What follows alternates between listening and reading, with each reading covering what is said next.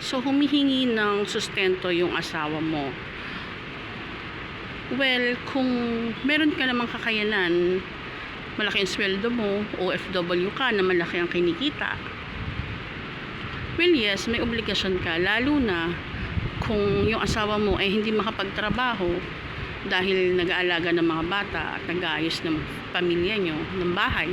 Siya yung yaya, siya yung katulong, ganyan, labandera, etc. Ganyan. May obligasyon ka na bigyan mo siya ng sustento or allowance per month. That's under family code. Ngayon, kung meron namang infidelity o pangangaliwa na naganap, that's another case. Kasi pwede mo siyang ipavowsy, that's under emotional and psychological abuse.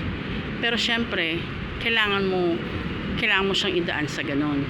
Doon siya possible na magkaroon ng case. Kasi isasampa mo yan siya. So, punta ka sa vowsy desk, PNP, barangay muna. Pag hindi, kung OFW siya, diretso ka na sa PNP para makuha mo kung ano yung mga kailangan. Tapos punta ka sa PAW para may patawag siya. Ganon. Kung gusto mo, tulfo na natin para mas mabilis. Kasi pag pinatulfo yan, hanapin lahat, pati yung kabet, ganyan. So, ako kasi, kung ako on it, pinapatulfo ko na, char, ganyan. So, may laban ka naman doon. Siyempre, ikaw yung inagrabyado, diba? Hindi naman pwedeng happy na lang sila. Ganon.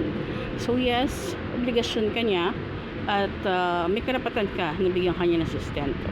Again, minsan nga sinasabi nila, diba? Conjugal yan. Tapos hindi mo pa alam kung magkano yung sweldo niya. Diba? Alam naman mapunta sa babae yung allowance na dapat ay para sa'yo.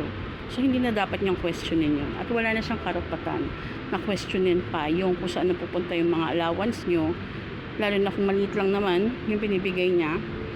Wala siyang karapatan para alamin pa dahil unang-una, inabandon na kanya kayo. Kasi nga, meron na siyang kate. Meron na siyang higad sa katawan. Ganon.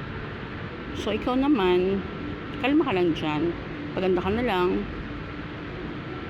Tulfo na natin. That's the best. Para hindi na kayo magkita. Ganon. Pero, pwede mo naman siyang idaan legally. Panalo ka pa rin naman doon. Siyempre. Lalo na kung may evidence naman. Mas mabilis. Makukulong pa silang dalawa. Diba? Mas maganda yun.